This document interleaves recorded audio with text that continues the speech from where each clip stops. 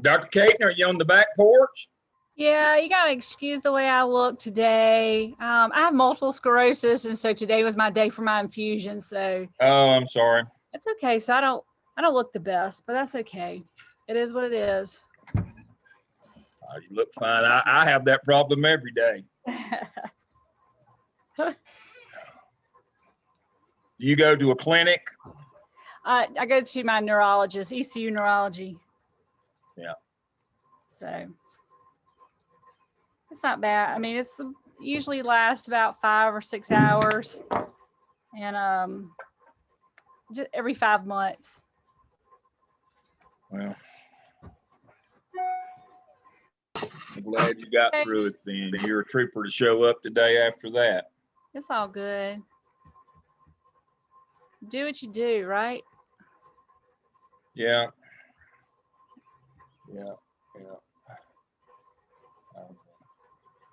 I've had a little experience with that several years ago, and I felt so guilty every time I went.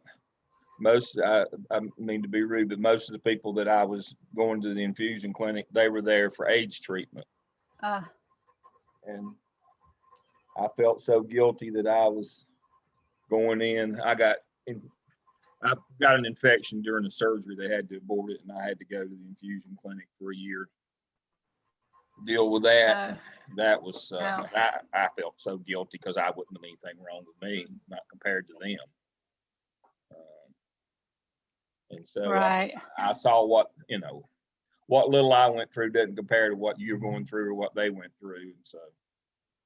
And so I know it's not the most fun, but it's okay. Move on. I don't let it be a thing. You just keep on rolling. Yeah. You just have to keep moving. All right, let's see. That's right. We got a couple minutes yet. I don't think Dr. Maraglia is going to be able to be with us tonight. I don't know if they're ball gaming or not, as bad as the weather is, but it may have blown on through. It certainly has been bad here. It was really bad, and I drove out of it. About the time I got to campus, I drove from west to east to get to campus, and about the time I got there, it just like poured it out of the boot there. So, but it was just sprinkling when I left. And of course, it's not even raining here back to the west, but I'm sure it's just sprinkling here. I'm sure in the Charlotte area, hopefully it has passed through there and it's not so dangerous. It's been tough the last couple of weeks in the Charlotte area. We've had a lot of wind and a lot of lightning, and a lot of driving rain. So hopefully they'll get their ball game in if they get to have it. All right. So it's storming in Columbia. Yeah. It started in the west early. Here. It's not bad. It probably hadn't got to Greenville, North Carolina yet, but it'll get there. It's pretty rough when it gets there. It woke me up before daylight this morning here in the west, and it's been pouring all day, according to where you were in the state. So I'm guessing, and then it's south of us. But we had a pretty bad sail the other night in Cornelius over the weekend. Knocked some limbs out of trees. So hopefully we'll all survive the spring. That's all we need is more drama on top of all the drama we've had. I think everybody's about dramaed out. Yes, we are. All right. Well, I'm going to go ahead and share my screen and get started. Tonight's case study night. Share screen. But before we get to the case study, I want to quickly, because we've got some folks who were there, I want to quickly cover the, let's see. I got to move some of this stuff out of the way. There we go. I want to look at the cap. We have, looking at the schedule, of course, we're off next week. And so that should give you time to finish up. Everybody should be finishing up or close to finishing up their skip next week. We will not have class next Wednesday. The graduate break, according to the official calendar, runs from tomorrow, Thursday and Friday of this week, and Monday, Tuesday, Wednesday of next week. So we will be back up, and I'll be available, of course, every day. But graduate school is off for 5 school days, including next Wednesday. So I did not schedule class. And remember, so we'll meet back here 2 weeks from tonight, and that's when Dr. Caton and Dr. Miraglio will present their lesson on facilities. So that's what we've got coming up. Work on your discussion boards, finish up your peer reviews, try to get your skip in the can by the time that our Easter break is over, so that we can move into the cap. You really need to get to your cap before the end of this semester, the cap 2. So let me talk about the cap tonight. The cap is, again, like the skip, it's very simple if you follow directions and know what you're doing. Now, if you don't follow directions, it becomes a really big issue. So the directions are the analysis. So task 1, prompt 1, you're to find your teacher working conditions survey, your latest one that you have for your school. And for those folks in South Carolina, find your advanced ed survey or Cognia survey. And you look at these 5 areas. Now, you can look at more than 5 if you want to. What? I said cold, hungry. I'm fine. You can look at more than these 5 if you want. For example, I have a lot of folks who want to look at management of student conduct. This would be the time if you want to do that. But listen to the directions now. You can't drop one of these 5 and add that one. If you add managing student conduct, or if you add professional development, or you add one of those, then you will have 6 or 7. These 5 must be in there. Now, these 5 are empowerment, which is teacher leadership. It'll say teacher leadership. Leadership, which is school leadership, facilities, resources, those 2 are together, and then time. Those 5 are constant. Now, I've got to see all 5 of those in each 4 tasks of the cap. Let me say that again. I've got to see you address all 5 of these in each of the 4 tasks. You can't just address them in task 1 and then jump over and do something else, professional development or student conduct. No. If you want to add more to these 5, that's fine. You're not required to, but you cannot substitute. You can't just do these 5 in task 1 and then jump over and do something else in task 2, 3, and 4. I must see the theme of these 5 in all 4 tasks. Now, the 4th task of the cap is not writing competencies. There are actually 4 real tasks in this one. But these 5 themes must be consistent now. So that's the 5 we're looking at. So then you will do a needs assessment and you'll add these things. And so the needs assessment is very simple. What you do is you look at those 5 areas of a teacher working conditions survey, and there's about a dozen items in each of those. You present those items and then you pick the lowest one, at least one for each of those 5 areas, and that's going to be what you determine from your quantitative data, which survey is quantitative. You've determined from your survey, either TWC or advanced ed, that these 5 items, 1 item out of the 12 for each of these areas is the lowest. We've identified that as an area of need. Then you're going to resurvey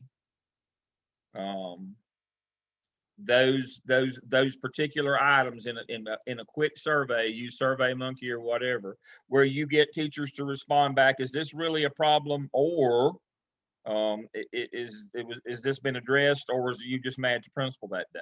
So we're going to look at the lowest item, 1 item in each of these 5 areas. We're going to look for that lowest item, and that's going to be what we're going to resurvey, quantitative resurvey back out to the faculty to make sure that that is in fact a low area that needs to be addressed. You'll develop a set of recommendations. Now, when you develop that set of recommendations, it says what you're to do now is take that quantitative data That's what the TWC said. And your second piece of quantitative is when you did the needs assessment or surveyed those same items. You say, well, what should the same question that was asked on the TWC? That's what you survey them. And then you build a set of recommendations, and then you do your qualitative work, where through observations or interviews, and you can use survey again, since some of you are in school, you can ask people, here's the set of recommendations that we've got to address these 5 low areas, one each in each of these 5 areas. What do you think will fix it? And so that's where we need to get to. That's where we need to get to before this semester's out, if we can, is we identify our lowest areas of our TWC. We resurvey those particular low areas and find out, in fact, they are low. That's for validity. And then we develop a set of recommendations, and then we ask people, or we talk to people. Usually you do interviews and observation, but you can do survey as well to find out what people think about these solutions, or if they have a solution. And then you move on to task 3, you do cultural competence. And then task 4 is where you build your cultural advocacy plan using the same template that the standard graphic organizer that we always use. So it's a fairly simple, as long as you don't get in the ditch right here at the very first thing you do in prompt 1, as long as you understand, I cannot substitute something else for this. I can add things, but I can't take away, and that we're going to follow these themes all the way through. You'll be golden, and it's not that hard. I've got North Carolina and South Carolina examples under the CAP materials down at the bottom, and let me share that with you. On our screen in our class down here at the bottom, I've got CAP materials, and when you look at that, you can see I've got a couple of examples for North and South Carolina, and I've got the task and the prompts. Now you say, Dale, where do I get my TWC data? You've already got it. You've used it before. You just had to do leadership already. One time for the skip, you just got through using leadership, so you know where that data is. But again, what I would do is I would make sure I wouldn't pick 3 or 4. If there's 12 items under time, I'd pick the lowest one. If there are 2 that are real low, I might pick 2. You don't. So there's 5 areas. You can pick 2 in one area. You might just pick 1 in the others. That's fine with me. It's not a deal with you pick 2 in one of the 5 areas, you got to pick 2 low items. No, you look at your data and you assess, but you got to pick at least 1. I wouldn't pick more than 2 on any of them, though. I wouldn't have more than 10 low areas. I would say stick to 5. Now, in terms of adding, if managing student conduct is something you're interested in, then I would add that area. But again, that would be up to you. Now, let me give you an example of how you can go wrong in this if you don't do your qualitative work, and let me stop my share. All right, where you can go wrong in the CAP is let's say you're under time, and teachers say, report back to you, I don't have enough planning time. Well, you say, well, my recommendation would be is in the master schedule, we add more planning time. You go out and talk to teachers. We know what a problem that would cause in your master schedule to add more planning time, because every child's got to be with a student. That means it's going to blow your class sizes up. But when we go out and talk to teachers, what they're more than likely going to tell you is this: I don't need more planning time. I just need to keep the time that I've already got and not cover classes when the teacher is out. We do that a lot, where when a teacher on a team, especially in elementary or middle, that we try to cover with existing staff while they're on their planning period. And so when teachers normally report, I don't have enough planning time under the time section, it's usually there's enough built into the schedule. They just don't get to take it because they're covering classes or doing something else. And so that's the notion of go out and ask them, here's an idea, here's a recommendation to fix this problem. Will this work or not? And they'd say, no. Put more time in the schedule. That's just more time I won't get. Here's the solution: hire substitutes when people are out. Don't try to save that money. When teachers are out, the teacher gets charged either a sick day or has to pay the sub. But that doesn't, and if the district doesn't hire one, they still collect that money from the teacher. But if they don't hire one, they don't have to pay. They get to keep that money. And that goes to the discretionary fund in the district. So some districts are worse than others. Some are pretty bad about not hiring subs. We'll just cover it. And that way we get to keep that money. No. So that's an example of what we're talking about. So look at those 5 areas. Find the lowest items. There's like 12 items in the TWC for each of those areas. Pick the lowest one, resurvey it, double check, make sure it is low or it is a problem.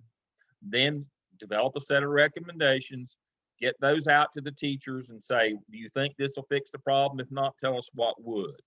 And then from there, you do your cultural competence audit. Then you build your action plan, which is the cultural advocacy plan using the standard graphic organizer. And it is just that simple, but it's going to be hard if you let it get away from this semester and you get to testing and you get to end of year closeout and all those things that traditionally happen in May. You won't have much success getting your qualitative piece done. Remember, quantitative piece is the actual first TWC survey or advanced ed. The second quantitative piece, the piece that you do, is when you survey teachers those low items. And then from there, you've got to do a qualitative piece where you ask people why it's low and what do you think would fix it. Here's a suggestion, some recommendations that we've got. That's the qualitative piece. Now, you can use survey for that, especially those of you who are still virtual. You might want to survey and ask people and send them the document, the recommendations, and say, what do you think about these? Will this address our problem?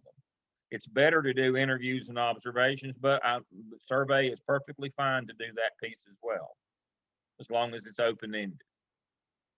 But that's kind of the heart of the cap. And as you can see, you've got about 4 weeks until, the gong strikes the 1st of May, a month from tomorrow. You've got about 4 weeks to get this, what I've just talked about, done, because when May rolls around, generally, what happens when May rolls around. There's no more surveying. There's no more, schools pretty much go into lockdown mode when the 1st of May rolls around because the testing, close out, all the other things that are going on. So you need to try to get this knocked out this month. And that will put you getting your cap knocked out or getting most of it, at least through task 2, get it knocked out before we get to May. And then, of course, going into summer, if you got your cap knocked out, all you got to do is do your skip and your PSYOP this summer, and you're golden. Finish up your competency folio. So, and I was going to say that, Dr. Lamb, and that Dr. Renagri and I have not had many to submit competency goals, within their portfolio. So that's another thing as well. Yeah. Like you were saying. You need to, if you can knock this out and get started on your competency folio, when you finish your skip, you should be able to do your competencies for this semester. Dr. Lane, can I ask a question? You got that coming up too. Yes. Sorry. So last semester, I don't know if anyone else had this, but Dr. Stedman and them didn't want us to submit anything or, until you had like a good number completed instead of submitting like all these random ones. Is that kind of the same process, or would you rather submit? Excuse me, Megan. It's about the emails. If you go into your competency folio and you submit them one at a time, every time it generates an email and it kind of blows their email up. What you can do is say if you're going to put 5 in at one time, like communication, conflict, you put them all in, and then when you hit request comments, it'll let you check those boxes, and then they only get 1 email rather than 5, and they kind of know how many they got to look at. Okay. It's just a courtesy thing, not to blow up the inbox on our email. Yeah. But for my part, I just want to just get them in there. Okay. When you have finished your skip, you're free to go in and now and start, because you got all the artifacts you're going to need or that you're going to have generated for this semester relative to your competency folio. It's time to get started on that. So you've got competency folio and CAP coming up. You got a month basically to knock those out and set yourself up for success this summer. I can't tell you enough how hard it is to get it all done in 8 weeks in the summer. Remembering that it's a 10-week session, but you only get 8 weeks of it. I have to call the deadline 2 weeks before the end of the semester. All that stuff has to be in there, and they'll do a degree audit. And if you don't have it, then you won't complete in the summer. So you've got 8 weeks. You know, the PSYOP has 6 tasks. So, you know, it's, and you got to finish up you got to do a whole round of competencies this summer as well. So you got to get the PSYOP done in time to take the competencies from your artifacts from your CAP and your PSYOP and knock out a whole nother round in your competency folio this summer. It gets pretty hairy there toward the end, I can tell you. And so we'll call the first deadline 2 weeks before the end of summer, and that's when all 6 of your evidences have to be in. And then the next week you have to have all of your analysis, your dispositions, and those things. And then by the end of that last week, you got to have everything done, your competency folio. That's the last piece. Dr. Lam, can I ask a question before you move on quickly? Sure. You said we're going to resurvey the staff and everything. What's the number you're looking for? I know the last semester, I think with Dr. Stedman, it was kind of difficult for some people to get a good number of staff members because you pointed out because of EOGs and testings and so on. What's the number like we should kind of shoot for? Because sometimes it's kind of hard to get back the survey and data. Yeah, that's a great question. 35%. 35. Thank you. Sure. Yeah, that's the standard in research is, you know, you'd like to have 40, but for it to be for statistical significance, you got to have 35% return. So that's a great question. And again, the quicker that you can, as Tamara just pointed out, the quicker, because of EOGs and review and all that, the quicker that you can get this survey to them, the better results you're going to get on the turnaround on that as well. And I know in a lot of schools, they don't allow anything like this after May 1st. We've had that. That's pretty standard now. You know, don't be bothering the teachers. You know, we're on the clock now. We're on the countdown. So the quicker, you've got 4 weeks. So the quicker that you can work through task 1, identify those low items, and then resurvey them back out to the faculty. Now, you don't give them the whole teacher working condition survey advanced set again. Just these 5 areas, a minimum of 1 item. So you might not survey them but 5 questions. That may be all it is. And so try to keep it as brief as you can. And that speaks to Tamara's issue with return rate. If it's only 5 questions, I'm a whole lot more likely to knock that out right quick than if it's 105. So, you know, 1 item at minimum from each of those 5, 2 from 1 or 2 would be fine, but I would keep it 10 questions or less, get it back out to them and try to get, you know, 35% of them to respond back. And the quicker you get it to them, the quicker the better chances you have of getting responses. After May 1st, good luck to you. It's just not going to happen. And you know that. You know the people that you work with. And so it's tough. It's really tough getting return in the spring for anything. You know, we all know that. Questions you have for me about the CAP? Everybody got a good handle on what to do? Look at those examples. There's some good examples there, and they're a little bit different. It's 1 from North Carolina and 1 from South Carolina, or 2 from each. Look at the example that's appropriate to you and kind of look through them. I mean, all the rest of the things are already there. You've got everything that you need. I'll just tell you, I wouldn't try at this time of year. I wouldn't try to put a team together. I would solo project this one. Now, when it came time to make recommendations, I might call on my PLC at that time.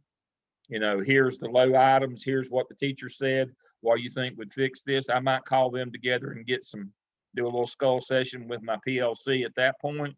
But I would not try to involve them in every step of this process in order to shorten it as much as possible. it's good to have more than one set of eyes on the data to come up with the recommendations, but that's really the only time that you need your PLC in this one. You don't need them a lot. You need them a little, but not a lot on this one. All right. Dr. Caton, you have anything you'd like to add from a principal's sir, I'm good. perspective?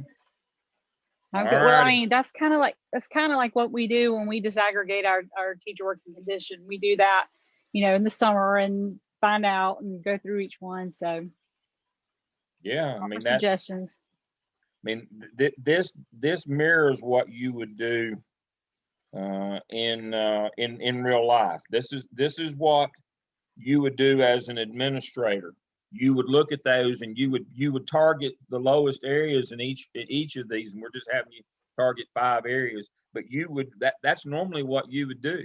You'd look at all 12 areas and you'd target the lowest item at least in each one of those, and probably work on them in PLCs to try to address them and get those numbers up. And we typically talk about it in our summer school improvement, and that's how we build our school improvement plan.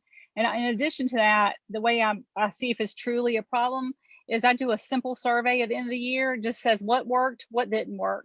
That's all I ask. What worked this year, what didn't work? And so that kind of helps me to know, what is it really that, big of the problem, or did I miss something else that the survey can't really tell you?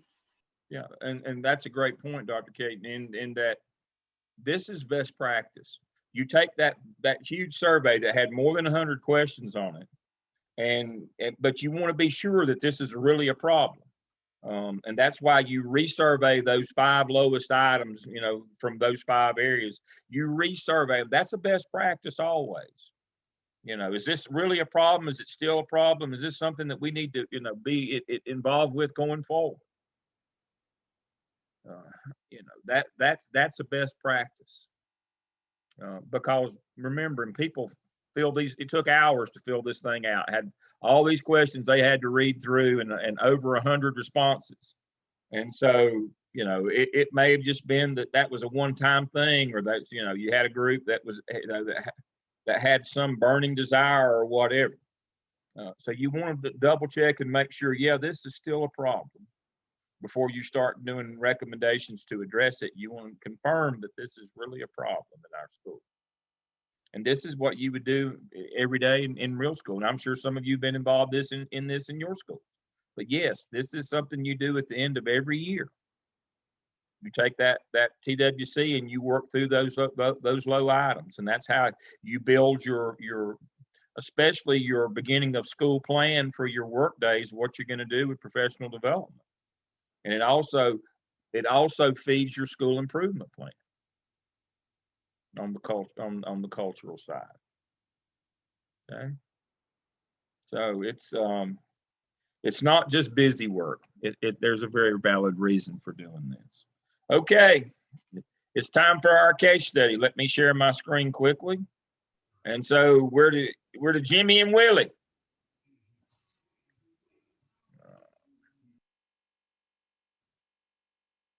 And so here's our case study.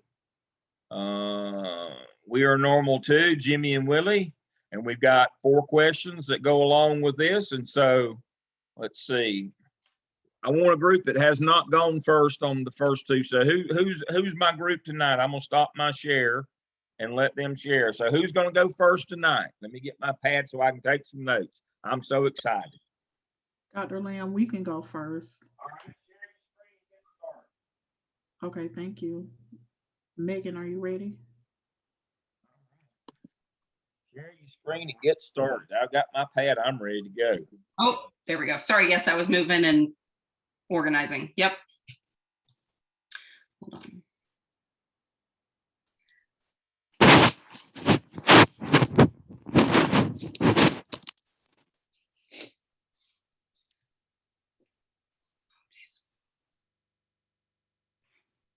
Hold on. I got to move things around.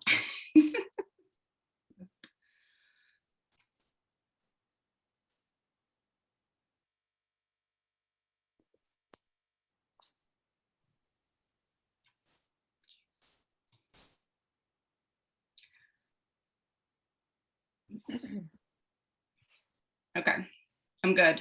Kim, you're first, right? Yes. Okay. All right. Was the principal's comments veiled threat? Schools must encourage free inquiry and free expression of ideas. According to the Constitution, students' free speech is protected as long as it doesn't present a clear and present danger or threaten a disruption of the educational process. So in Tinker versus Des Moines, in 1969, students were suspended for wearing black armbands as a silent protest against the Vietnam War. The students and parents filed a lawsuit stating that their First Amendment rights were violated. The Supreme Court ruled 7-2 that the school could not suspend based solely on that the armbands may cause a disruption.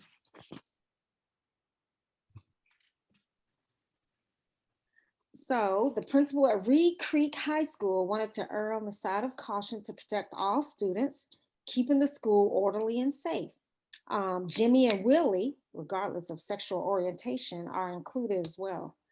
So Principal Mary Lou Haynes's comments were not veiled threats, but believe that her words were suggestions to protect her students at all costs. The words could be discriminatory, if anything. However, the reader does not agree with the comments made by the principal for the students to wait a few months until graduation to carry on their relationship. That infringes upon their First Amendment right, freedom of expression. Now, if it is against the student code of conduct to display, affection at school, then no student should be allowed to, hold hands, kiss, whatever. But love wins. Jimmy and Willie deserve the respect and dignity as human beings. We believe a day of diversity and gay straight alliance are great proposals to support awareness and seeking first to understand before making judgment. So next we kind of discuss what does the law say regarding this case study? And Kim just referred, to Tinker versus Des Moines. The court affirmed that students' free speech and rights are protected by the Constitution as long as they do not present a clear and present danger or threaten disruption in the education process. Also, Title IX would apply to this case study, which prohibits the discrimination of students based on sex, which includes students being harassed and penalized for failing to conform to sex-based stereotypes. So what it's looking at is males should be attracted to females would be the stereotype. However, Jimmy and Willie should be protected under Title IX as well. The 14th Amendment provides equal protection under the law for all persons, and IDA, all students in the school should have equal access to resources and opportunities. So that's just what the law says, just some of the different ones that we looked at and discussed as a team. But then the law applied to the case study. It is the principal's responsibility to keep Jimmy and Willie safe. However, that does not mean keeping them from the prom. It is her responsibility that if she hears information about possible threats to any student, regardless of sexual orientation or any race, ethnicity, or any of those things, she must investigate that information and those responsible for the threats of harm. So it is her duty to investigate the threats being made against them and also speak with those parties involved. If Mary Lou's going to ask Willie and Jimmy to refrain from public displays of affection, not attend prom, not start a club, etc., she must ensure that she and her staff are communicating and enforcing that same sentiment and expectations to other students in the school. You cannot treat one group different than the other, which would be cause for discrimination arbitrary.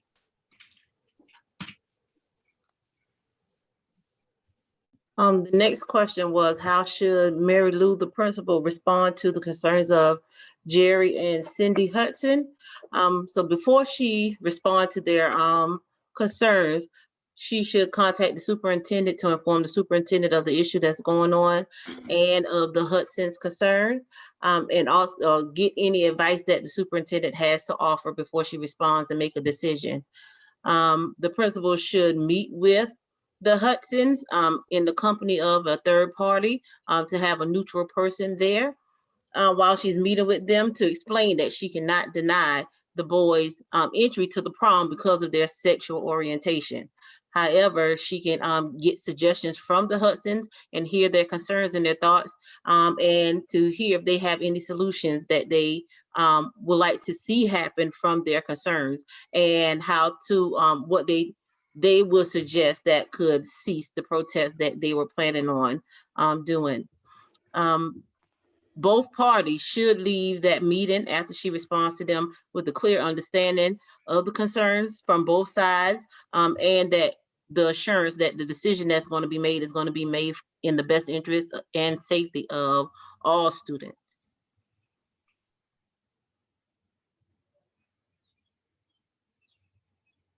Dr. Lane, were you trying to say something? Mute myself. What slide is that? That's question 3. But what slide number? Oh, sorry. So 1, 2, 3, 4, 5. 5. All right. All right. Continue. I'm sorry. Is that right? No, 6. I'm sorry. I didn't include the title slide. Sorry. Okay. Okay. All right, so in regards to whether or not Willie and Jimmy should attend the prom, Jimmy and Willie should be allowed to attend the prom as a couple. If not, it infringes upon their First Amendment constitutional right. Heckler's veto involves a situation where there's a suppression of speech by the government due to a likelihood of an avocation of a violent response. So because of Heckler's veto, the couple should not be punished simply because others are offended and want to cause a disruption because of it. And our team also discussed how to minimize bullying. We decided to help students understand what bullying is and how to report it, to incorporate a presentation or a speech playing that will stop bullying. They can also create a collage about respect or the effects of bullying. There are also some evidence-based programs or curriculars out there that can be used to help minimize bullying. Staff training is another great way to do that. And in that staff training, you're going to talk about what bullying is, talk about your policies and rules. So what is your district policy? What is your school policy on bullying? What are the rules? Also talk with your staff of how to enforce those rules. Building a safe environment, that is important to minimize bullying. Modeling how to treat others for the staff, just to have respect with one another, and students should see the staff bullying other staff. So modeling that for students. And then finally, minimizing bullying is to stop bullying on the spot. As a staff member, whenever you see it, just be able to stop it on the spot.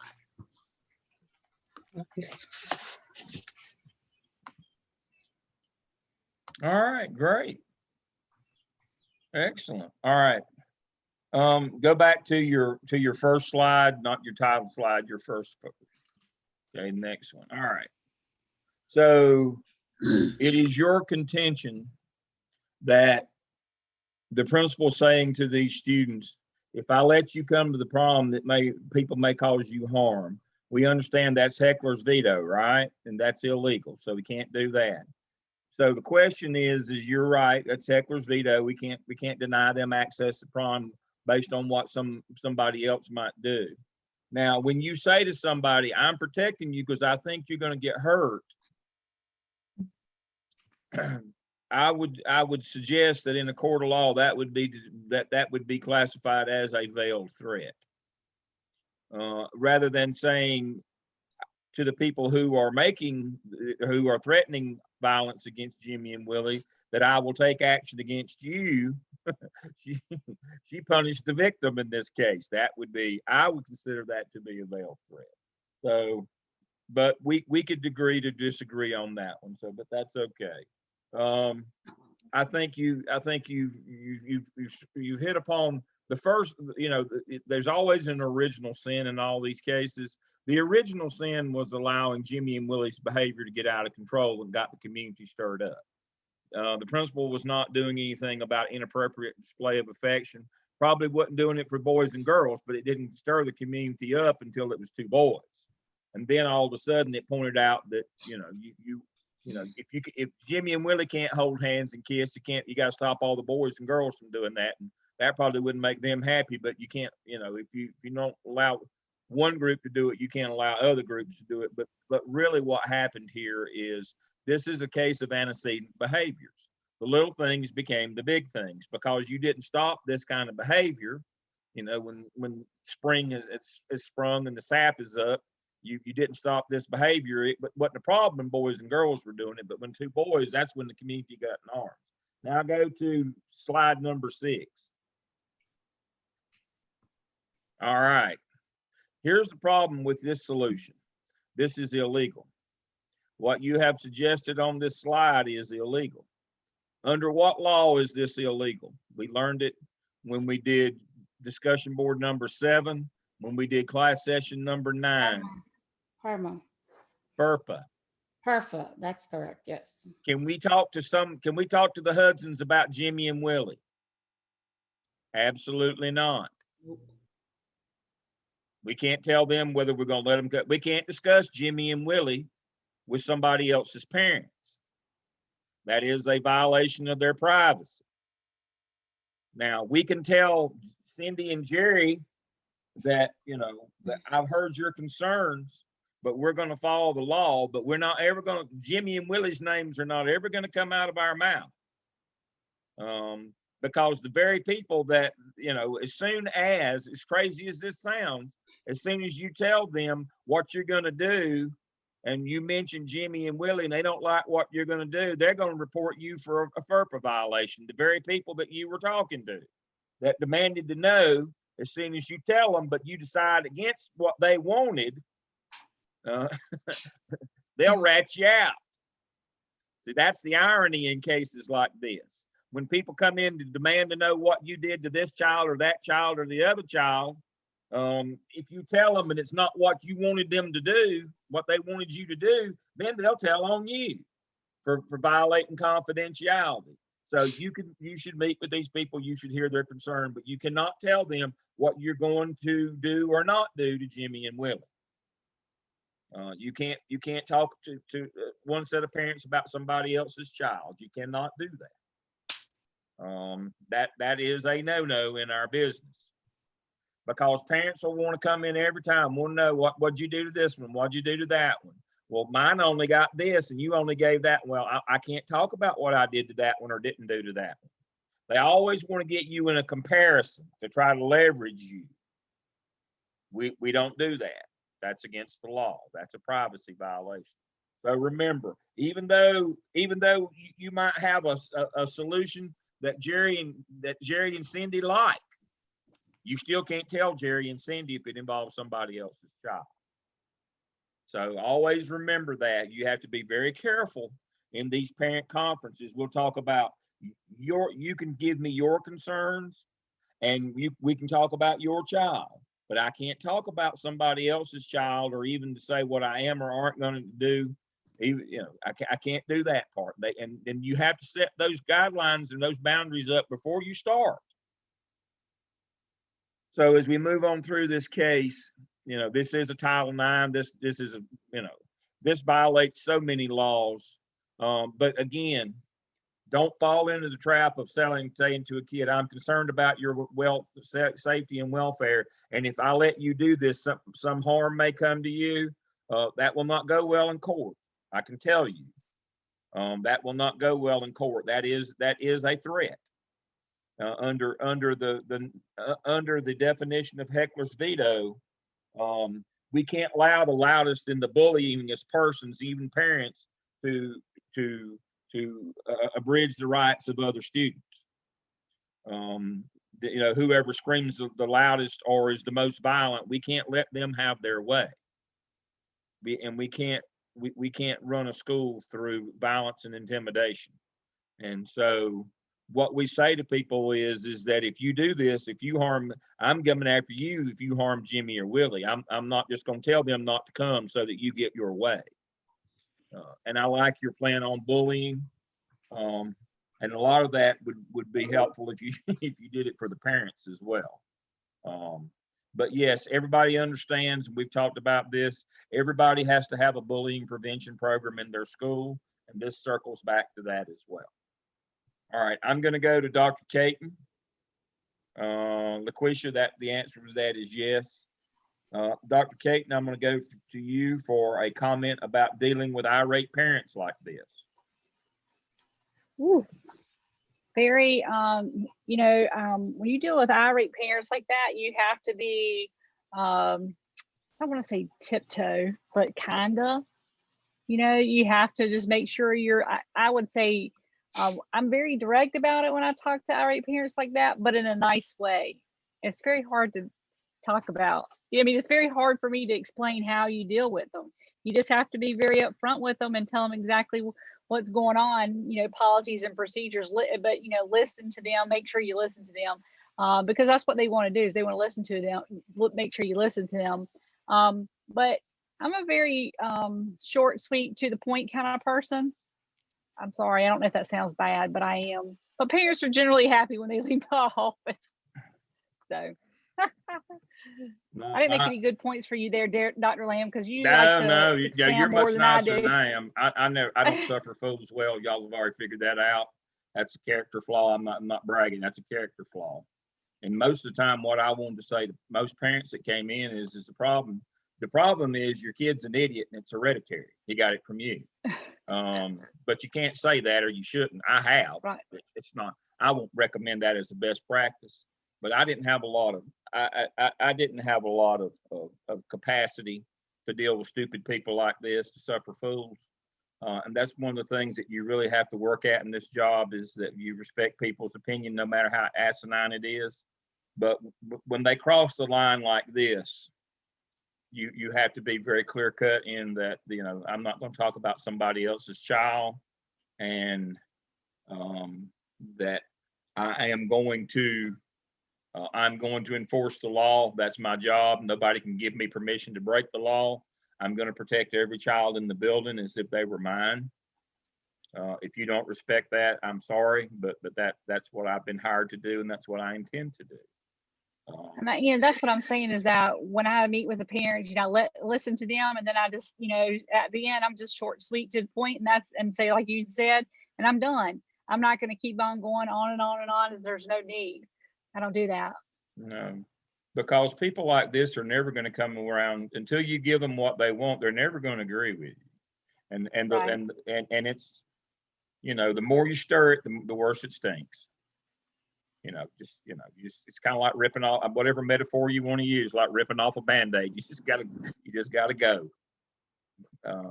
And you can be polite and as humanistic as you can be, but in cases like this, you're not ever going to convince them of your point of view.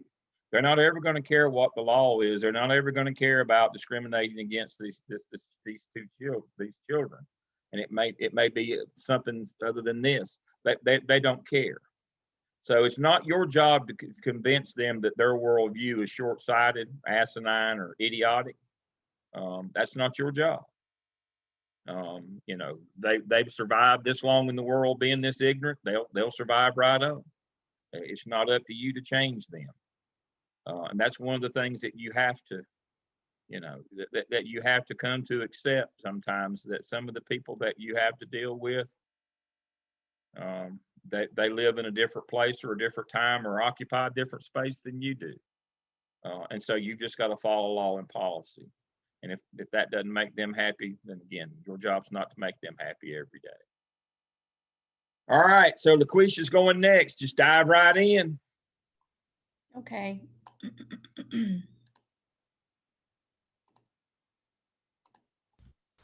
All right, team. Oops.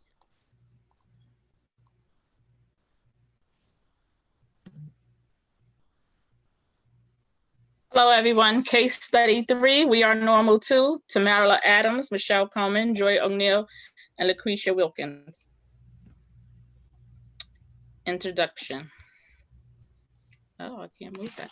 As a principal, one should maintain contact with the superintendent's office, board attorneys, and public relations unit at the superintendent's office. Students are afforded equal protection rights under the 14th Amendment and free speech. 1 second, this is in my way. Free speech and associated rights under the First Amendment. These rights apply to gay, lesbian, bisexual, transgender, LGBT students. Like other clubs, LGBT student groups must be granted equal protection and access under the Equal Access Act of 1984. Some courts have also ruled that Title IX of the Education Amendment of 1972 prohibits gender-based discrimination in educational programs that receive federal funds. Would you consider Mary Lou's comments a vile threat? I do believe Mary Lou's comments were a vile threat. Her expression that they subjected themselves to possible harm by classmates and insinuating they are putting themselves in danger would be considered a vile threat to both boys and their parents. I agree with the parents that in their response that Mary Lou's comments infringe on their First Amendment rights. Mary Lou cannot state to students that they need to wait until after graduation to express their interest or love for one another. They are protected under Title IX as well as the First Amendment. As a principal, she is required to address public displays of affection due to being a rule for all students. Although them being a couple can be disruptive to the learning environment, they are still supported in their relationship under Title IX. Mary Lou can express to parents her concerns that students may respond in a negative or inappropriate manner, but it is her responsibility as the principal to address students that bully or are aggressive towards them. What are Mary Lou's responsibilities under the law? According to our reading, assuming that rules and regulations regarding students' expression have been developed and are maintained as official policy by local boards of education, individual schools may build on these policies and regulations to set standards. Such standards generally will be upheld as long as the rules are in accord with board policy and are responsible and specific. School officials may restrict freedom of expression if there is evidence of material and substantial disruption, violation of school rules, destruction of school property, or disregard for authority. The Mary Lou's case, she is responsible for addressing public display of affection, as well as addressing the petitions with both students and parents. The petitions cause major disruption to the learning environment. How should Mary Lou respond to the concerns of Jerry and Cindy Hudson? Mary Lou should respond to Jerry and Cindy Hudson in a manner that would help them to understand that they are violating Title IX laws and the students' rights. As a principal, confidentiality is key. Therefore, the principal cannot disclose how she conferences with students and discuss their public affection. As a principal, it is your duty to protect all students, and it will not be allowed for them to call them out of their name. Using terms such as the F word is as derogatory as racial slurs that are used.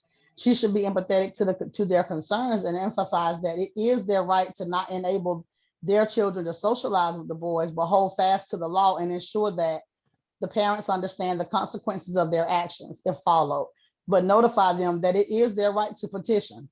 Oftentimes, parents react off of moral beliefs and fail to see their impact on children or put themselves in the other parent's shoes. Also, Mary Lou should provide parent workshops to help parents become culturally aware. Should Mary Lou allow Jimmy and Willie to attend the prom as a couple? Yes. It is not up to the principal to discriminate against the students. This gives a tone that she is not supportive of them being self-expressive. The principal should ensure that the students adhere to school rules that apply to public affection. Title IX states, no person in the United States shall, on the basis of sex, be excluded from participation in, be denied the benefits of, or be subjected to discrimination under any educational program or activity receiving federal financial assistance. Title IX of the Education Amendments of 1972 is a federal civil rights law that prohibits discrimination on the basis of sex. Key here, all public and private schools, school districts, colleges, and universities receiving any federal funds must comply with Title IX. In relation to this case study, Mary Lou must adhere to the process and procedures to Title IX. Communicate with the Title IX law to the parents that complained and call the students the inappropriate name and address their behavior. Also contact the Title IX office. I suggested we did as a team and get assistance to address the parents in this case. After the boy's parents contacted her about a veiled threat, she should contact Title IX office again and receive assistance, because what she said is a veiled threat. So in order for this to be addressed, she should contact the Title IX office. Key factors for the two students. The Title IX give them protection against harassment, calling them names, gossip, and threats of violence. Title IX training for students and staff. When the boys wanted to create a diversity club, etc., should be welcomed, but after the actual training. Before the training, you must get the permission from the parents to ask if their student can participate in the training. If the student does not participate, they are still upheld to the policy, because in CMS, we ask the parents, do you want them to participate or not? If the parent says no, we still let them know they're still held up to the same policy. And I put the question at the bottom, can this training be offered to parents and external stakeholders? Dr. Lamb, you can kind of answer that. Yes. Yes, thank you. LGBTQ rights of transgender, genderqueer, and gender nonconforming students, right to be free from religious-based discrimination, bullying, harassment, and discrimination under all law, unlawful, right to form gay, straight alliances, but must comply with school rules as they apply to all groups. They also have the right to attend proms and field trips and dances.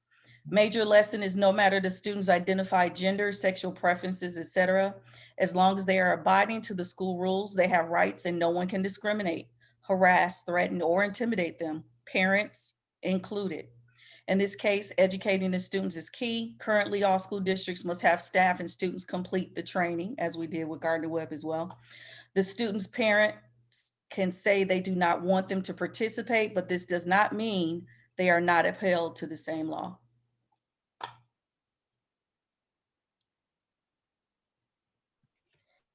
Tinker versus Des Moines. Background: at the public school in Des Moines, Iowa, students plan to wear black armbands at the school as a silent protest against the Vietnam. Vietnam. When the principal became aware of the plan, he warned the students that they would be suspended if they wore the armbands. Because the protest might disrupt the learning environment, despite the warning, some students wore armbands and were suspended. During their suspension, the students' parents sued the school for violating the children's right for freedom of free speech. The United States District Court for the Southern District of Iowa sided with the school position, ruling that wearing armbands could disrupt learning. The students appealed the ruling of the United States Court of Appeal for the Eighth Circuit, but lost and took the case to the United States Supreme Court. Decision and reasoning. In a 7-2 decision, the Supreme Court majority ruled that neither students nor teachers shed their constitutional rights to freedom of speech or expression at the schoolhouse gate. The court took the position that the school officials could not prohibit only the suspicion that the speech might disrupt the learning environment. The dissent argued that the First Amendment does not grant the right to express any opinion at any time. Students attend school to learn, not teach. The armbands were a distraction. School officials acting on a legitimate interest in the school order should have broad authorities to maintain a productive learning environment. Okay. Let me stop you right there. Okay. I've told this story before. It's not about me, but I'll be very quick. I sent the young man home that wore a dress when I was a high school principal, not because he was wearing the dress, but because his dress didn't conform to the dress code. It was too short. So the notion here is on what Tinker versus Des Moines is, it's okay for Jimmy and Willie to be gay. We can't discriminate them for that. but we don't have to allow them to be disruptive with inappropriate displays of affection. That's what that means. So we can tell Jimmy and Willie to quit kissing and holding hands if we tell everybody else to quit kissing and holding hands. Just like I could tell the young man, you can't wear a dress that short. I'm not saying you can't wear a dress. I'm saying you can't wear one that short, because I don't let girls wear them that short. And so that's the part of Tinker versus Des Moines that you've got to get an understanding is we can't just allow anything to happen, but we can't discriminate just because they're gay. If they're gay and being disruptive, we can stop them from being disruptive. But it's not our point to discriminate against them for being gay. I'm not stopping you because you're gay. Nobody's allowed to kiss and hold hands and be hugged up in the hallway. We don't allow that. That behavior is not gender specific. And just like, again, disruption, we will let you wear your armbands, but you can't just have a sit in and walk out of class and not, we can't allow that part. If you want to have a peaceful, just that doesn't hinder the learning environment, yeah, you can wear your armband, but you can't then just get up and march out of class and go sit out in the hallways and have a sit in. I lived through this time, by the way, and so that part is a no-no. We wouldn't allow you to do that if you were protesting the price of milk in the cafeteria. So we can't allow you to do it. Just, the armband is fine. The other part is not. The dress is fine. Too short a dress is not fine. Being gay is fine, not inappropriate display of affection. That's the dichotomy here that you've got to get an understanding on Tinker versus Des Moines. Okay, continue. Thank you, Dr. Lim. We're gonna skip that part for a second, Michelle. We're gonna go into the bullying and cyberbullying really quick. Wilkins, you wanna do the bullying, or I could just do both? I'll do the bullying for you. With bullying, when we looked at bullying and cyberbullying, we should share and adhere to board policy regarding bullying, provide optional parent information sessions about bullying. As leaders, we can change attitudes regarding bullying through providing resources and trainings for students, staff, and parents. Support parents with teaching their children positive social skills. We have a big push for social emotional learning. A lot of the students, if they know better, they do better. Train teachers and other school staff on the use of prevention and intervention, and develop a positive instructional environment. The other part of this is the cyberbullying. As a technology facilitator, I do know that we have the digital citizenship training that we promote to middle and high school in CMS. It's not like mandatory, but we try to promote it in all of our middle and high schools. So the training through digital citizenship, this is also part of our student code of conduct that addresses cyberbullying on campuses as well as off campus. And I put the off campus as because of our remote learning environments. So the students are held to the same conduct, the same expectation off campus. The key here though is if you have a parent come to the school and say they're cyberbullying, but it's not happening on campus and they're not using necessarily a device like a Chromebook from the district, there can be a mediation and a parent can come and say that there is a concern. But there is no discipline in the code of conduct that's relating if it's not happening at school and it's not using a school device. But if it's using a school device, that's when we can get involved with the cyberbullying. There's a caveat to that. If it disrupts the learning environment, you can take it. It doesn't matter where or when it happened or what device, if it disrupts the school learning environment. Right. But if it's not disrupting the school environment. Exactly. That's again, you got to understand the dichotomy there. Right. Right. They're using private devices and it's disrupting your school day, you can take action. Right. That is in the law. That is correct in the cyberbullying law. That is right. Because that's what's in the board policy. Right. That if it's disrupting the school day. Right. That is correct. Yes. Again, it's all about disruption. That's what Tinker versus Des Moines and all this is about. If it's causing a disruption, then you have the right to act on it as a school administrator. Right. Yes, absolutely. And also, we've had situations to combat this cyberbullying is when the district also gets involved on the technology level of it, because I've also had to contact the district and say, hey, I've got a situation, I need you to pull some data to show me communication between student A and student B. They get that information, send it back to us, and we're able to get information for that as well. So I just wanted to bring that up as far as the cyberbullying. And now, Yeah, Michelle. and another point to extend that point, if you involve the police in cyberbullying, as I always recommend, they can also pull data from private devices as well that we can't do. We can only pull data from school devices as school administrators. If you involve the police, they can pull data from private devices. Right. So that's why you always want to involve them in this, if at all, on cyberbullying, if at all possible. Right. Absolutely. Thank you. Oh, there's our references. But Michelle, you want to go over that or? Summary of case study. As the principal, and to address the issues raised by Jerry and Cindy Hudson, the district attorney may advise that under Equal Access Act, schools may not deny equal access to or discriminate against religious, political, philosophical, or other content of speech. Schools may not deny any group like the Gay Straight Alliance to meet because other parents, teachers, students, or other community members and administrators may protest. The unpopularity of the view is not reason to deny student speech, as noted in the 1960 landmark student right. According to Tinker DeMoss, the court would uphold Jimmy and Willie in their desire to go to the prom as a couple because schools may not unfairly deny one's gender expression. Court rules may differ in different states, and it is always great judgment to consult legal advice for one's district.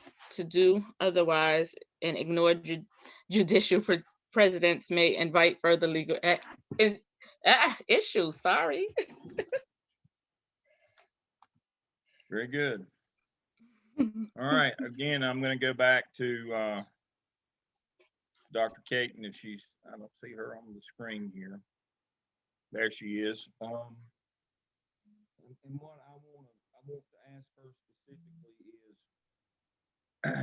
as Tamara pointed out, you can provide training for parents and community members and along with your schools. You can't require it. That's what I was talking about before. I can require certain behaviors of students. I can't require certain behaviors of parents. I'm hoping that if I can educate their children, it'll help educate the parent. But you have to understand, I can't make parents come to a Title IX night. But I can provide training, and parents can opt their students out of it. But again, they're still responsible to follow the law, even if they decide they don't want the training. That does not absolve them from responsibility of following the rules and policy. And parents need to understand that if you opt your kid out, that's fine. You sign this that you want your kid waived, but you also understand that if they violate the policy, not having attended to training is not an excuse for violating the policy. Dr. Caton, in your district, what do you have in place in Pitt for things like this, if you can recall off the top of your head? We don't have any trainings or anything like that. That's what I Very minimal. That's what I thought you would say. Only the largest districts in the most urban areas. You're only going to find this training pretty much in Greensboro, Raleigh, and Charlotte. It's pretty much all you're going to find this. This is not going to be an option for most of you. Those are the only three that I'm aware of right now that provide that training. That the money, the Title IX money can be used for that, but most of that Title IX money goes to hiring a position in your district to help with your athletes and eligibility in NCAA. That's generally where that money goes. And only in the largest districts would there be enough money left over, and there be a large enough communities that want that training would be provided. But for the majority of you, unless you're in Guilford, Wake, or Mecklenburg, that training for your parents and for the community is not going to be an option. So again, although you would like to convince these people, you don't have the wherewithal to convince them. That is a a commendable idea, but in reality, not so much, unfortunately. And I'm not saying that I hate that. I wish that we could redirect those Title IX funds and they weren't just used to hire a person that helps with NCAA stuff for academic and for athletic eligibility. But that's generally what smaller districts spend their money on. They see Title IX as a sports equity issue. That's correct. Mostly between girls softball and baseball. Those are the two biggest areas. That's generally where most people, at least in our area. Yep.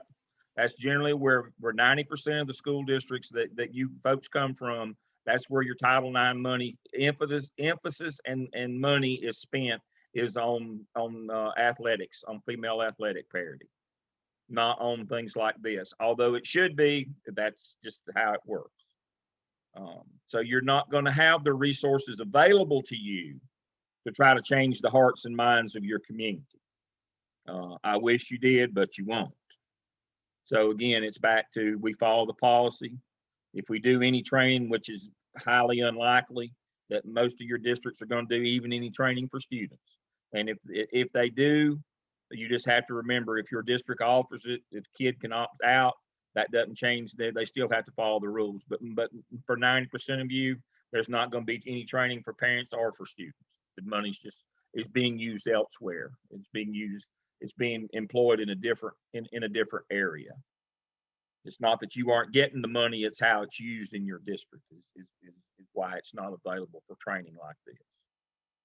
All right, so I see next on our list is Rachel.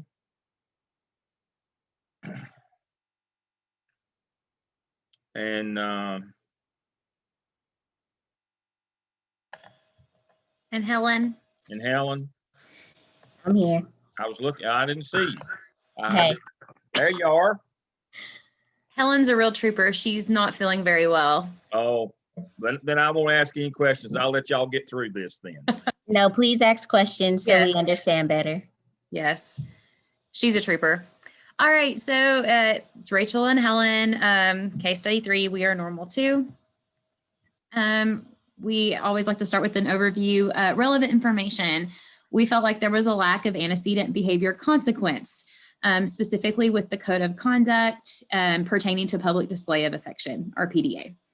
That's kind of where the entire issue stemmed. That's correct. And we felt like legal awareness of equality rights. So understanding students' rights and threats and how you should speak to not only the students, but parents and then parents of other students for Mary Lou's purposes. Proper execution of set protocols and follow through. If things such as the code of conduct would have been addressed at the very beginning, then this would not have happened. It is basically a domino effect of not doing things properly, not following protocol, not following due process, just not attacking small things before bigger things occurred. And then of course, poor choice of action made by Mary Lou, such as ethical things such as the NC Code of Ethics, where she actually discussed these 2 children with other parents, code of ethics, and that she didn't uphold the code of conduct, or felt like she could only uphold the code of conduct to certain types of students instead of all students together. Then her intentional versus professional, whether she might have not necessarily meant the things that she said in as in a threat, maybe it was intentional, it still was a threat. And then of course the legal issues such as the Equal Access Act, specifically when Willie and Jimmy came back to her and asked if they could start an alliance club. And then for our non-relevant information, we said the sexual orientation of the students, the date of graduation, the fact that it was a few months away, that truly does not matter. Graduation is graduation. External concern of outside parties, Mary Lou's personal opinions and stance on the relationship of Jimmy and Willie, and of course, the opinions of any outside party, including Mary Lou, the staff, the student body, or the community. And then of course alignment, the first prompt of veil threat. it was a veiled threat because her choice of words were to inhibit or restrain the rights of the victim due to external threats. So this is unethical, this is unlawful, and this is the use of heckler's veto. Mary Lou's choice of wording and implications, specifically the implications, met the requirements of a veiled threat as she hinted at negative repercussions against the boys if they were to attend the prom and to continue their relationship in a public manner. The whole idea of this veiled threat and use of heckler's veto is making strong implications that does not explicitly threaten violence. It hints at violent acts that are possible and leaves it up to the victim to decide.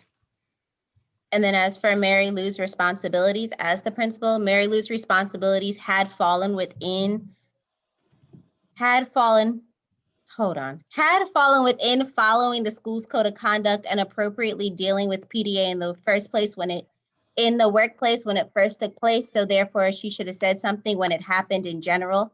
Also, PDA in general needs to be addressed as a whole and not wait until it's something that somebody does not like once they have seen it. Mary Lou's responsibilities now is with the victims of who the threats were addressed towards, which are Willie and Jimmy.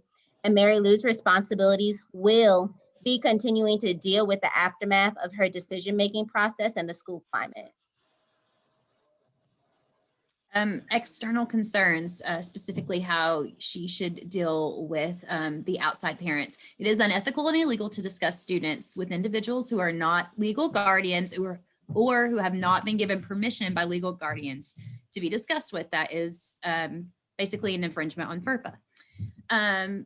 Follow the rules in terms of stick to the facts, not emotions or personal beliefs. When you speak to parents, if they do need to vent, whatever, you stick to the facts, you don't get emotions involved, and you stay out of beliefs. Constantly referring back to school and district policies. These are the school code. This is the code of conduct. This is the district policies. This is what we do. And then referring to federal discrimination laws, such as the Education Amendments, the Equal Protection Clause, the 14th Amendment, and the First Amendment of the U.S. Constitution. And then as for the prom, legally, Willie and Jimmy have every right to attend the prom with no fear or repercussions. That was also reviewed in the Nabozny and Podlesny? That sounds great to me. Case. Also, due to that case, the federal law protects Jimmy and Willie in the act of attending prom. This element of the case study is non-negotiable. As two students, they are more than welcome to attend the prom. Whether or not they are attending with each other, that is up to them. But at the end of the day, it is the school's responsibility to protect scholars because school is supposed to be a safe space. Not only should Willie and Jimmy be able to attend prom, the school, particularly Mary Lou, should take all measures and precautions to ensure that the students are able to participate in a safe and equal manner. And that does not mean singling them out like, no, you guys stay over here so nothing happens. No, you already were aware that something could take place. Therefore, you should be on top of your P's and Q's and 100% alert as they enjoy the prom just like the rest of their classmates. And then we looked at bullying, how it was observed within the case, and then how it expands to how we need to work to minimize. So bullying in this case study is not simply limited to the other students and family / community influencers. Mary Lou is also guilty of passive bullying because of her veiled threat. Any act which seeks to harm, intimidate, or coerce someone who is perceived as vulnerable in this case, that would be Jimmy and Willie. But the bullying perpetrators in this case are Mary Lou and the external stakeholders, the parents, people who are petitioning Jimmy and Willie. Willie and Jimmy are being intimidated and coerced in an implied manner, even as victims. And then steps to minimize bullying as a whole, set clear expectations and cultural awareness through tolerance, alliances, and equality. Address all occurrences promptly and thoroughly when they first occur, and ensure that all scholars understand the code of conduct and consequences that follow based on actions. While not clearly seen in this case, cyberbullying could most likely be the next occurrence in this case, only because social media technically rules the school. And then our reflection of the case, the first big idea was prevention. As an administrator, it is critical to follow all school and district protocols, policies, and codes. The main issue in this case is the idea of prevention. If Mary Lou would have been more diligent in the execution of the antecedent behavior consequence model, she would have prevented future issues. If the code of conduct states that no public displays of affection are to be conducted at school, this rule should be enforced. And then we just kind of add in a quote, while it may seem small, the ripple effect of small things is extraordinary. And then for big idea 2, as an administrator, the responsibility roles of all aspects of the building fall on your shoulders. Therefore, it is vital that no matter the circumstance, situation, tradition, or culture, you take the prompt and appropriate action to rectify the occurrence. This correlates with the act of due diligence and the role of due process. Such occurrences account with anything that is aligned within your school. And then the quote that we placed there was a healthy loyalty is not passive and complacent, but active and critical. And that's it. Great job as always, dynamic duo. We hope you get the feeling better. One of the things that they pointed out earlier in their presentation that I want to make sure that we all understand.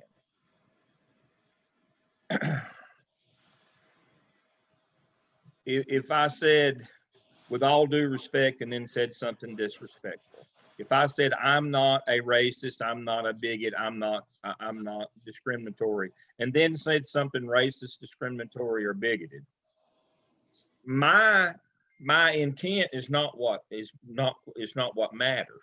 What the person's involved, what they perceive or what they infer or what they take away is what's important. So when we say things like, well, I didn't intend for you to be mad, upset, or I didn't intend to insult you, or it's what I intend is neither here nor there. And me qualifying it with, I'm not a fill in the blank, racist, bigot, homophobe, whatever, and then I say or do something that portrays that, that's what matters. And so we've come to the point in our society, unfortunately, where we think if we qualify and say I'm not a, then that takes away any responsibility for what we say or do after that. And so the point that I wanted to make from early on in their presentation is, the principal, it doesn't matter what her intent is. What matters is the harm that was done, what other people perceive. Well, I didn't mean to threaten Jimmy or Willie. Well, that might not have been what you've intended, but that's what happened. And so that's what you have to understand here is the people that you're dealing with, their perception is reality to them, regardless of your intent. You have to understand that. And you are representing the district, the school, you're representing this organization, this entity. And so you can't say, well, I feel this way, but I didn't feel like what you feel is immaterial. And so one of the things that Dr. Caton said a few minutes ago, sometimes less is more. You got to be short and to the point. You have to state the law, the policy, and that you're going to follow that, and you have to move on. In your attempt to convince people of your point of view, or that they're, find common ground, that they're not bad people, that's when it degenerates into something that turns out ugly sometimes. But always remember, what you intend may not be what people perceive, and you have to be very careful in that. And simply adding a qualifier before you say or do something that's just wrong or illegal, understand that you saying I'm not or I'm, fill in the blank, I'm not a racist, bigot, homophobe, whatever, and then you say something racist, discriminatory, or homophobic, does not absolve you of that responsibility that you did that. So her saying to Jimmy and Willie, I'm afraid for your safety, she might not have intended for it to be a threat, but under the law, it is a threat. You have to understand that. That you might not have a mean bone in your body, a lot nicer person than me, but in the end, we can only take you at what you said. And so you have to be very careful of that. Dr. Caton, anything you'd like to add before we move on to Shalice's group? No, sir, I'm good. All right. Shalise, we're rolling.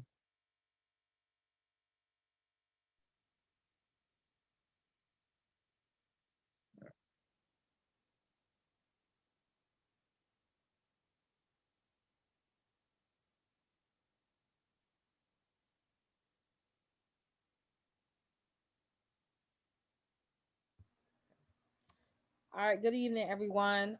This is group 2 for case study number 3, Tamara Rudolph Campbell, Robbie Charles, Latasha Henry Pugh, Evan Parrish, and Shalise Wine. Automatically at the start of this, we see that there are some red flags. Mary Lou did not check the school or district policy or the student code of conduct before speaking with any of the parties that was involved. And if she was not sure, she could have spoken with the district legal team regarding how to proceed in this case or any other leadership to see how to handle this situation.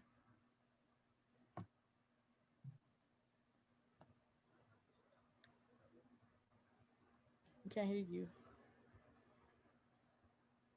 You're on mute, Shalise.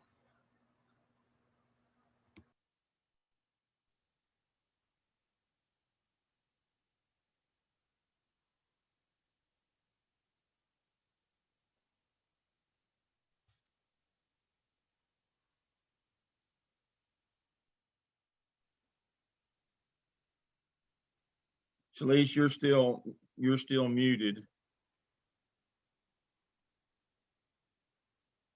Shalise, this is Tamara. Do me a favor. Look at your computer, not Zoom.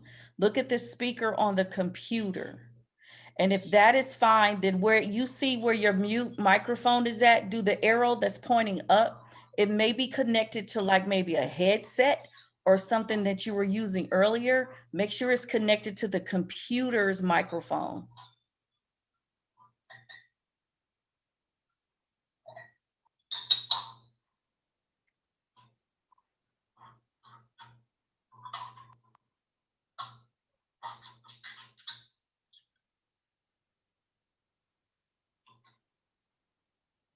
Are you on 2 screens?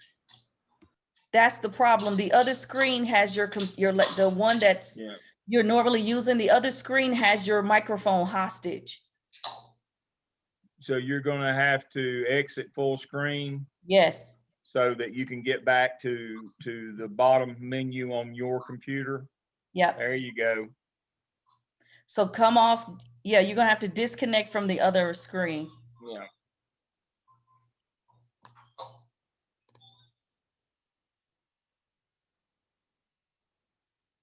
Or you're just gonna have to let one of your other teammates do it for you. At the top right of your screen, you probably got one that says view. Mm-hmm. And you're gonna have to exit full screen so that you can get to the bottom menu on your screen. Shalise, you want to troubleshoot it, and then we'll go to the next one. Yeah, we'll move on to the next one here. We'll let her troubleshoot. Just exit full screen, Shalise, so that you can. Hello, can you hear me now? Yeah. Yes. Perfect. Okay, it worked. I'm sorry. Okay, y'all. So it's definitely, just like the last group, it definitely is a veiled threat. The veiled threat, of course, is coded statements in which no explicit intentions are articulated. Mary Lou's comments are they're a veiled threat. As she said, PDA is disruptive to the learning environment and a possibility of harm from other classmates. You may not have intended that, but that definitely, to me, I would have took that as a, hey, you might want to be careful because something might happen. She said that there could be danger from their actions. Wait until graduation. There might be some danger going on. So to me, I took that as a veiled threat, just like the previous group. Okay, from a legal standpoint, she violated a lot of laws to start off with. First of all, she needed to get her personal feelings out of it and make sure she followed federal laws as well as district policies. The First Amendment says that student doesn't lose their rights when they walk through the school door. So having students go to same-sex students go to prom together is perfectly okay. When she talked to the other parents about Willie and Jimmy, she definitely violated FERPA, As we stated before, she cannot talk to other parents about students, only talk to them about their students. Students retain their privacy of school environments.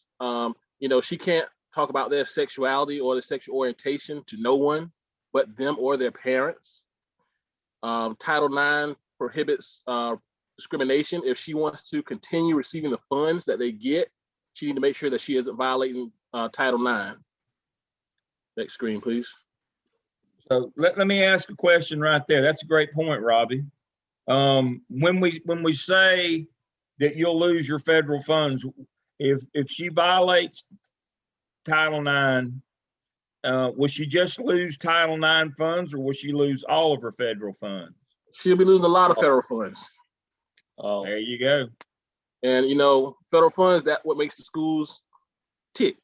Yeah. Well, we've gone through special populations, and we know that that's CTE and Title I and exceptional children and intervention and ESL and academically gifted. We're talking about all federal funds here, folks. We're not just talking about Title IX funds. Equal protection clause of the 14th Amendment. The 14th Amendment guarantees every citizen equal protection under the law, and this requirement is applicable to students in public schools. The U.S. Supreme Court applied this provision to strike down state-sponsored racial segregation in some schools, and modern day time it has been used to help protect LGBTQ, who think it's unfair the way they're treated. And at first, when students are making threats, she needs to make sure that she protects her students, Jimmy and Willie, from those threats, because school can be held liable if they don't do anything. A federal appeals court held that schools can be held liable for deliberately ignoring anti-gay harassment, and there was a case settled for close to $1 million. And I don't think she wants that on her resume. No.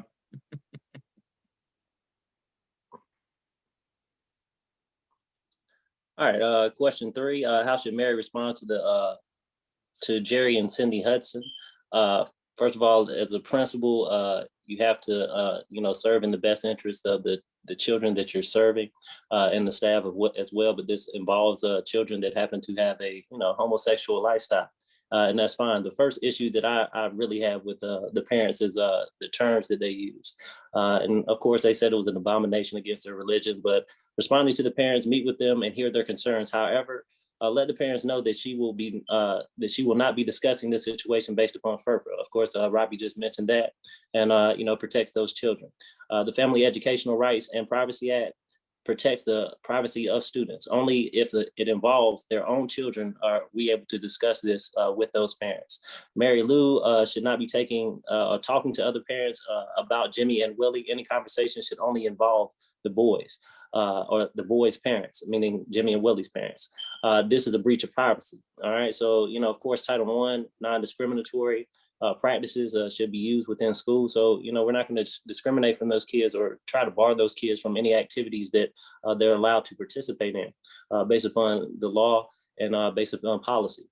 Also, the Hudsons know that the matter is being dealt with in accordance with the law, state, district, and student code of conduct. If they're not satisfied with this response, they can always talk to the superintendent. But as long as you're straightforward, honest with them, of course, they may not get it, but the law is the law, policy is a policy. And of course, we have to abide by it.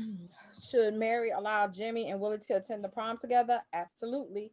As long as Jimmy and Willie are following and adhering to any kind of district or school policies, and as long as they're not doing anything that's going to be breaking the law, they can attend the prom. Under the Constitution, all students are guaranteed equal protection under the law, and that's regardless of their sexual orientation or sexual preference. And then as a leadership in the school, Mary has to abide by the law. She has to set the example, and she has to do this in spite of what her feelings are, or any intimidation she may be feeling by dealing with this uncomfortable situation with the students and their parents. Bullying is not allowed, whether it's by students or adults. And so that's also against the law. So Mary really needs to proceed with caution.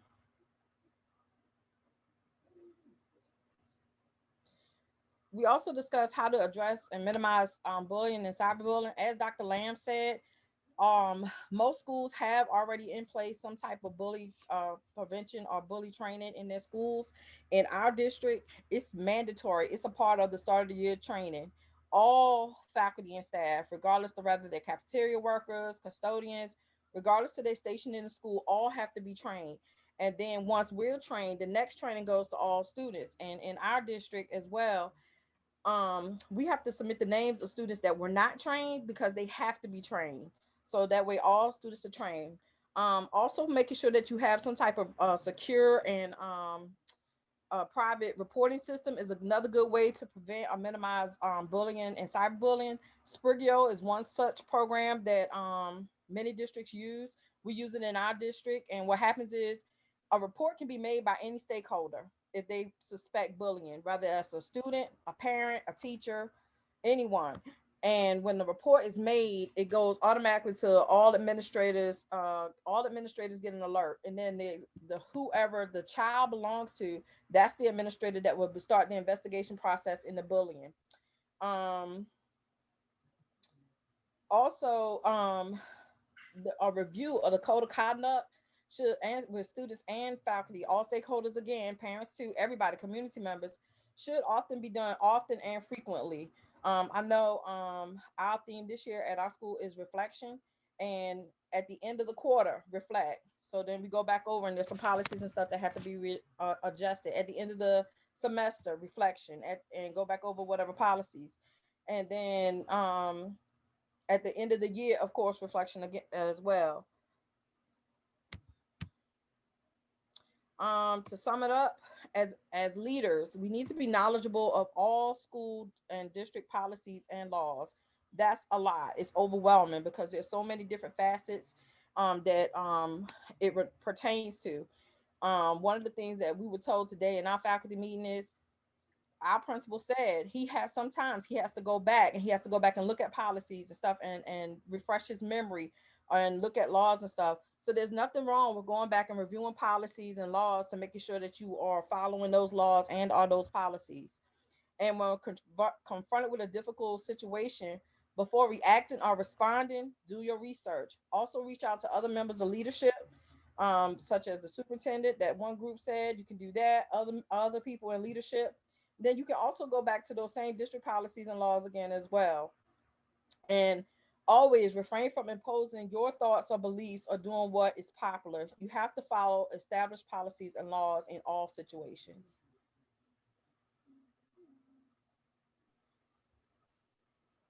We're done. My slide was red, so sorry. My slide was red already. So the bottom line, Dr. Lamb, was that as administrators, you just have to make sure you correct everything from the beginning. If she had done that from day one and addressed all of the PDA stuff, none of this would have happened. Exactly. So we all agree that. Yeah, we all agree with that. That's what allowed this to get out of control. Those little things, those antecedent behaviors that become the big things if you ignore them. And so that's kind of the genesis of this whole thing. In the compounded inaction with bad action is the story of this case study. Great job. The Violence Prevention Act of 2009, it's referenced in our disciplinary data reporting manual. Is mandates that all school districts have a bullying prevention program. So yes, that stemmed from the Violence Prevention Act of 2009. So for the last 12 years, every school, every public school has to have a bullying prevention program. I want to do a little quick thing here.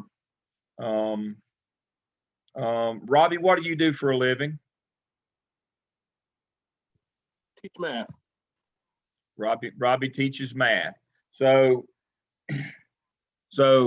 let's pretend that Robbie and I are two students, and we're going to pretend that Evan is the administrator here. So Robbie, for the purposes of this discussion, Robbie's a student and I'm a student, and we're having a conflict between the two of us. And so Evan has called us in his office, and because Robbie's a lot younger than I am and a lot more physically fit, I'm not willing to tackle Robbie. So what I say, because I've got the protection of being in Evan's office, I say to Robbie, you better watch your back. That's a threat. That's a valid threat. There you go. We can all see that when two students, especially when one is not willing to physically engage with the other, and they feel the protection of Evan's protecting me over here. And so I didn't say, I'm going to shoot you, I'm going to cut you, I'm going to knife you. I said, you better watch your back. That would be a veiled threat. That's exactly what we're talking about. We've seen that, all of us, a dozen times or dozens of times. And that's exactly what we're talking about. So what happened here is the equivalent of me saying to Robbie, you better watch your back, if he and I were students. And Evan picked up exactly. That's exactly the response. That's a threat. We all understand that. And so again, you've got to listen to these things, and it can't just be what you thought you intended. It's what the other person perceived and what a reasonable person would assume has happened here. Shalice said it just happened today with a parent. Yeah. So that's what we're talking about here is these kinds of threatening behaviors. We have training for students where we stop this kind of behavior. Unfortunately, as I said earlier, to be redundant, we don't have it for parents. But we still have to recognize it when it's happened. We have to recognize it when we do it ourselves. We have to try to be, call on our better angels and not do those kinds of things. Very good job. All right, Brad, is your group the last group? We only got one more group to go? All right, I guess so. All right, I'm gonna go ahead and share my screen.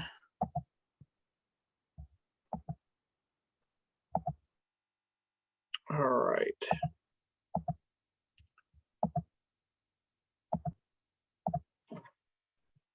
Okay, so we will go ahead and get started. So here's just the background for just a reminder. The only big thing I just want to make sure we point out from this is kind of like what we've said, those antecedent behaviors of if she had handled this from the beginning, or as we used to say, nipped it in the bud from the beginning, then this wouldn't have led into more of what ended up happening throughout this whole situation. So would this be considered a veiled threat? So if you look at what a veiled threat is, it's like no explicit intentions are articulated, but it's kind of ambiguous, but something could come out of it. So her comments were a veiled threat. Even if that was not her intention, that was her action. So that's kind of a big thing to point out, is that, she might have been like, oh, well, I was just trying to keep them safe. No, ma'am, you actually when you made that comment, you made this into a veiled threat. And so if the proper policy for PDA was followed from the beginning, the situation would have not gotten out of hand. And we must follow all school policies for all students. We cannot be making exceptions, which then ties into the heckler's veto, that just because others were offended doesn't mean she can take away the rights of those two students. And even though she was afraid they could be harmed and cause disruption at prom, that doesn't mean that she can then just ban them from attending prom. All right, the next question were, what are Mary Lou's responsibilities under the law? There are several laws here that cover this. The 14th Amendment, the Equal Protection Clause, under this amendment states that nor shall any state deny to any person within its jurisdiction the equal protection of the laws. And then you have the Tinker versus Des Moines case. On February 24, 1969, the court ruled 7-2 that students do not shed their constitutional rights to freedom of speech or expression at the schoolhouse gate. The court found that the First Amendment applied to public schools, and school officials could not censor student speech unless it disrupted the educational process. Then you have Title IX, no person in the United States shall, on the basis of sex, be excluded from participation in, be denied the benefits of, or be subjected to discrimination under any education program or activity receiving federal financial assistance. And then the Equal Access Act of 1984 forbids public schools from receiving federal funds if they deny students the First Amendment right to conduct meetings because of the religious, political, philosophical, or other content of the speech at such meetings. And this is on the federal level. And then the next slide is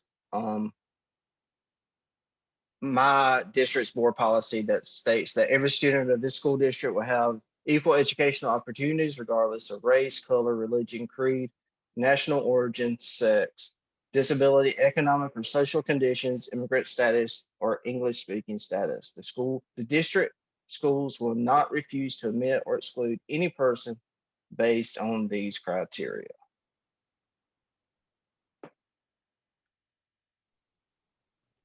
Should Mary Lou respond to the concerns of Jerry and Cindy Hudson? Mary should inform them that she heard their complaint and appreciate their concern. However, Mary should advise them to refrain from using the term faggot because it may encourage their children to do so. Name calling is a form of bullying and harassment, which is prohibited. Mary should inform them of the policies pertaining to discrimination, bullying, and harassment. It is the policy of the Board of Education to maintain learning environments that are free from harassment or bullying based on an individual's characteristics, all those characteristics listed there.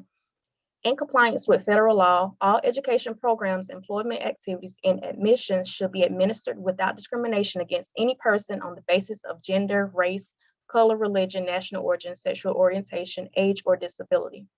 Mary should make them aware that the school cannot control students' decisions nor discriminate against anyone based on their sexual orientation. They are normal too. Everyone is held to the same rules and consequences. Students will not participate in public display of affection, and if they choose to do so, all students will face consequences according to the student's code of conduct. Mary should also inform them about FERPA and that the situation will not be discussed any further unless it includes their children.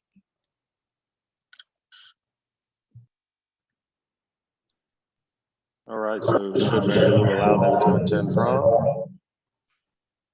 Sorry, y'all getting feedback? Yes, a little bit. It's not as bad.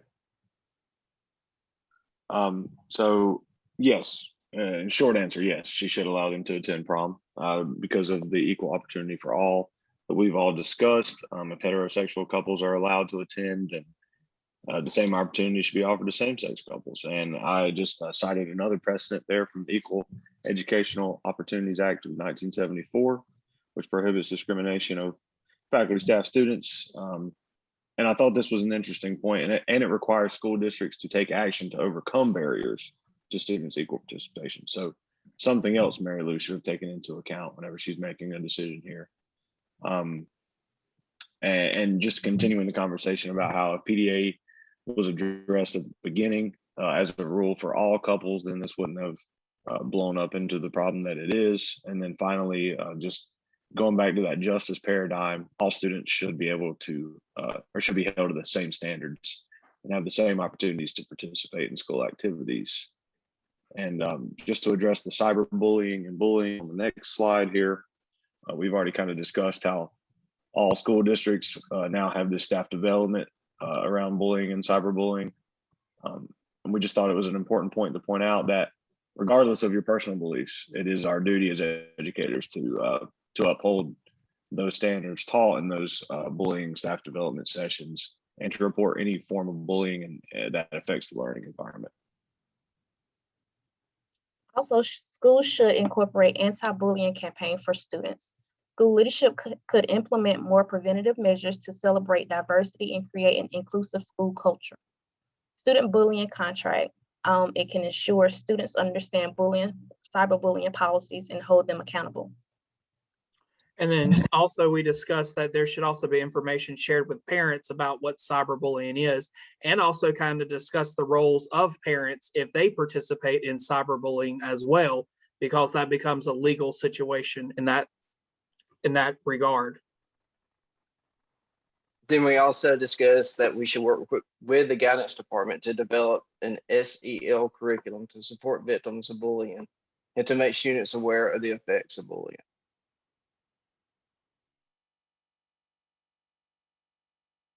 And then these are just the references that we used. Okay.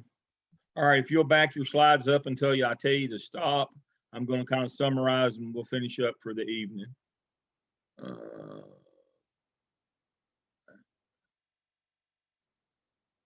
Whoa. Right here. All right, so Equal Access Act of '84 forbids public schools from receiving federal funds if they deny students First Amendment rights. All right, so you can stop your share now. So let's kind of summarize what do you do with the Hudsons? It's not your job to change their hearts and minds, their opinion, you know, those kinds of things. But one of the things that you can explain to people who come in with you know the axe grinders that come in. And I had a student a few years back from a very, very far western North Carolina county who said, principal's doing the right thing. You know, based on standards in our community, you'd be a hero in our community if you did this. I said, until you lost your federal money. You'd be a hero until then. And then you'd be the GOAT. So, you know, this grandstanding, look what I'm doing for you. I'm upholding the values of our community until all of a sudden they close down all their vocational, or what we now call career and technical education, till we close all those down. Until those of you whose parents are in the AG program and we lose that money, or if they've got an exceptional child, they lose that money, or they, you know, that you know, auto mechanics course that their kid really loves, and they lose their CTE classes.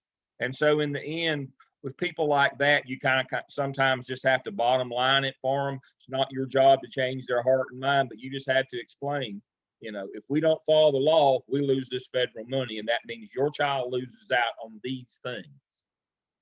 And I don't, that won't make them happy, but that, you know, that may be the way that you have to approach it with these folks. I'm going to go to Dr. Caton for a final comment on tonight's case study, if she has one, and then I'm going to give an overall comment on where we are on April 1st in terms of our course.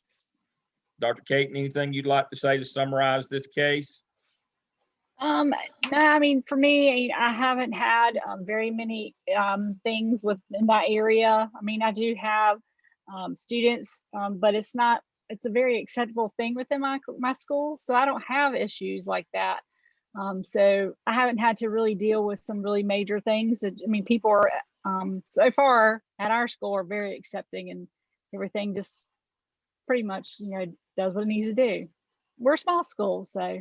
Yeah. Unfortunately, earlier today, the governor in one of the Dakotas did an executive order that is designed to get to the Supreme Court, banning transgender kids from athletics. And so, unfortunately, this is in every community it's not settled. But this is a broader case, more than just transgender or gender or sexual orientation, LGBTQ. This is about students' rights and antecedent behaviors. It's a bigger case than just the preference of these two boys, but it speaks to antecedent behaviors, follow the law, you know, take care of your business when you can still get a handle on it. Don't talk to other parents about kids. Follow the law and the policy. Understand that kids have rights. We got to go due process on everything that we do. And if we don't, there are, you know, that we should have bullying and cyberbullying policies and programs in place. And in the end, if you don't do these things, you're going to lose your federal money. And so if you have parents who come to you or who are unreasonable, again, it's not your job to change their hearts and minds, but sometimes you just kind of have to bottom line it for them. So those are the things to take away. And when I say that, I mean, we've had transgender students. We've had transgender student, you know, with their partner come to the prom, but we've never, I mean, that's not ever been an issue for us. So yeah, you just go on. Yeah. I guess maybe I would say I'm not stupid. Is that good? Yeah. I'd say that's, but you have to continue on. That is correct. Kind of a progress report on where we are right now. We seem to be doing well. Prayers for everybody who's had sickness and illness this semester. You've got a week to kind of catch some things up, a couple weeks. I'm very pleased with our progress. Your work has been great. I have no complaints about the OMA was great. The skip's been great. You're doing well. Your case studies have improved each time. You know, you're understanding that it's not about your opinion. It's about researching the law, looking at the big picture. The case studies are excellent. Tonight was just, you know, that just couldn't be better. You're doing better and better each time. Knowing that the last case study is going to be a big one. It's going to have a lot. It's going to touch pretty much everything that we've touched on this whole semester. This last case study is going to touch on it. And so I'm just getting you in a mindset, but you're doing great. I couldn't be more pleased. I'm pleased with the self-reliance that you're all building within yourself. Again, it's gradual release or intentional abandonment. I'm doing less and you're doing more. That's the way it's supposed to work. So I'm very pleased going into break. You're all doing a great job. I have no complaints. I hope that you all will get some rest and take care of yourself, heal up. My prayers for your continued health and wellness. And I will see you back in 2 weeks. Dr. Lamb, before you go, Mr. King told me to tell you hello. Tell Wayne I said behave himself because I know he's not. No, he never does. I'll see you all in 2 weeks. Have a good night, everybody. Thank you for your participation. Dr. Lamb, Yes. sorry, this is Rachel. Do you care if I stay on with you and just talk to you for a second? Sure, that'll be fine. Okay, I'm sorry. Let me